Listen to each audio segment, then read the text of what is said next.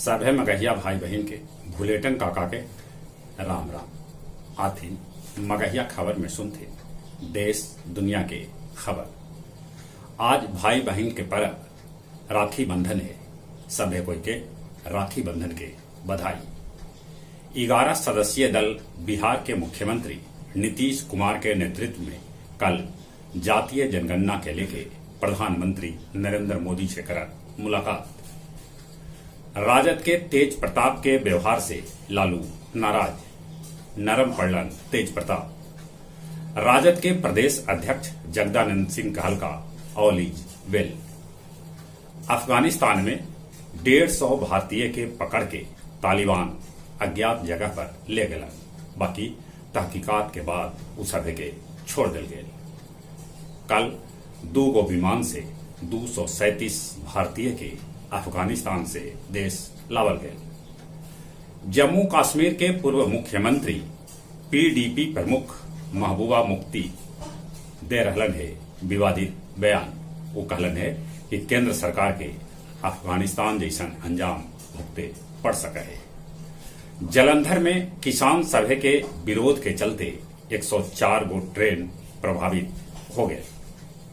उत्तर प्रदेश के पूर्व मुख्यमंत्री कल्याण सिंह के 89 बच्चर के उम्र में होयल देहांत। वो लम्हर समय से बीमार चल रहलन है।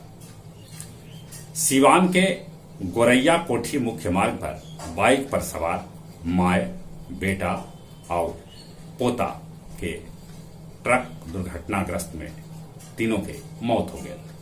पुलवामा में जैश के 3 गो आतंकवादी के ढेर कर देवल गए। तालिबान के शीर्ष नेता बराबर काबुल पहुंचलन। सरकार बनावे के कवायद शुरू। ब्रिटेन बदलल अपन सूर, कहलक कि जरूरत पड़ल तब वो तालिबान के साथे करत काम। भारत पाकिस्तान सीमा पर 40 किलो हीरोइन जब्त। अफगानिस्तान के अपन आदमी के निकाले में जुटल हथ दुनिया के सभे देश।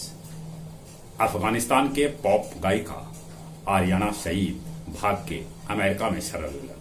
वो अमेरिकी राष्ट्रपति से कहलन कि अमेरिका पाकिस्तान के फंड देना जल्दी से जल्दी बंद करे।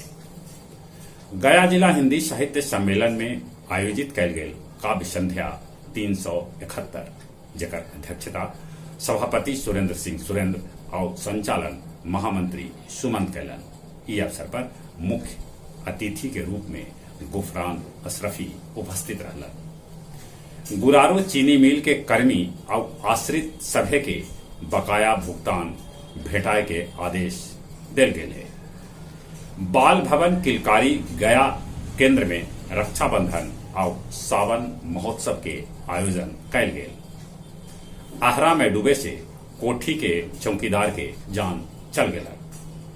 गुरारू के मथुरापुर बाजार में एगो दारू लदल गाड़ी दुर्घटनाग्रस्त हो गए।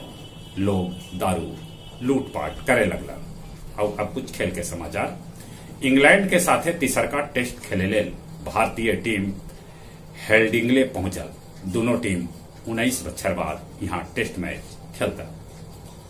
विश्व अंडर 20 पैदल चाल स्पर्धा में भारत के अमित खत्री जीतलन रजत पदक। दूसरका टेस्ट में पाकिस्तान वेस्ट इंडीज के खिलाफ 4 विकेट पर 212 रन बनौलक।